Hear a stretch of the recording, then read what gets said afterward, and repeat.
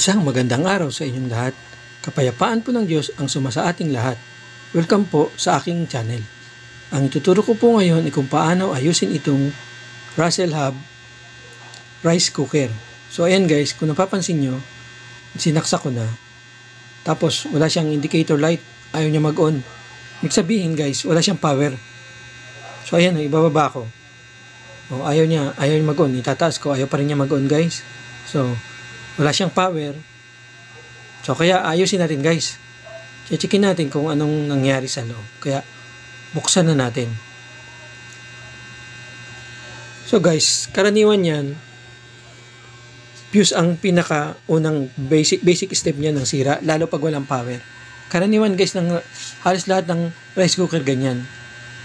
Sira ang fuse. So guys, titingnan natin. So ngayon, i-check natin guys ha. Yung connection niya sa fuse, ayan guys, wala. Resistance ang ginamit natin. Ayan yung plug niya. Tapos yung isang line, papunta yan sa fuse. So ayan guys, walang resistance. Ibig sabihin, sira yung fuse. Tapos yung kabilang wire naman, yung line 2. O ayan guys, may line. So ngayon, buksan na natin. Ang gagawin natin guys, tatanggalin natin yung fuse. Titingnan natin kung talagang sira na siya. Tapos papalitan natin. So ito guys yung fuse oh. Yan. So wala talaga siyang resistance. Tapos 10 amperes yung kanyang kanyang value. So papalitan natin ng 10 amperes na fuse. So ito guys yung fuse na ipapalit natin. Na mga 30 pesos na binili ko sa 30 pesos ang nagastos ko diyan guys. So ngayon, ang ibabalik lang natin yung dati niyang kung dati niyang pambalot kasi mga mga resistance sa init.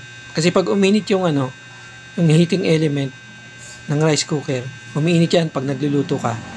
Pag ordinaryong wire matutunaw. Kaya ngayon naman guys, nakakabit na natin, test na natin yung resistance. So ayan.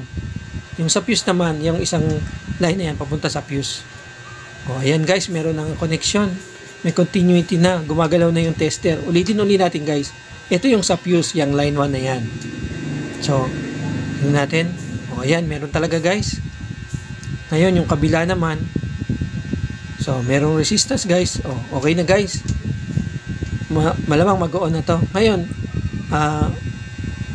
test natin kung halimbawa may sinala na tayong kaldero. Pipindutin natin yan. No? So, pag pinindot natin, mag-on yung gagalaw yung tester. So ayan guys, gumalaw. So ibig sabihin meron. So ngayon, balik na natin. Sure na tayo, gagana na to guys. Ganyan lang yan kadali guys. So ayan na guys. Nabalik na natin. Ngayon guys, so lalagyan na natin, itetest na natin siya guys. Nabalik na natin eh. So lalagyan na natin ng magsasaing na tayo. Nilagay ko na yung kaldero, tapos isaksak na natin guys. Usog lang natin sa camera. So ayan, matetest na natin kung talagang gagana na. So guys, pindutin natin yung switch sa kabila. O ayan, umilaw, may power na siya guys. Okay na guys. Tapos binaba ko, kumapit yung magnetic wire. Okay na guys. So tuloy-tuloy na yan guys. Hintayin na lang natin na kumulo. O ayan, pumitik na yung ilaw, umano na sa itaas, ibig sabihin indication na luto na yung kanin. So buksan na natin. So ayan, luto na nga yung kanin, in-ina. So in-ina lang siya guys. So guys, thanks for watching and see you on my next video. Bye-bye. Comment na lang kayo guys sa ibaba sa inyo pang mga tanong.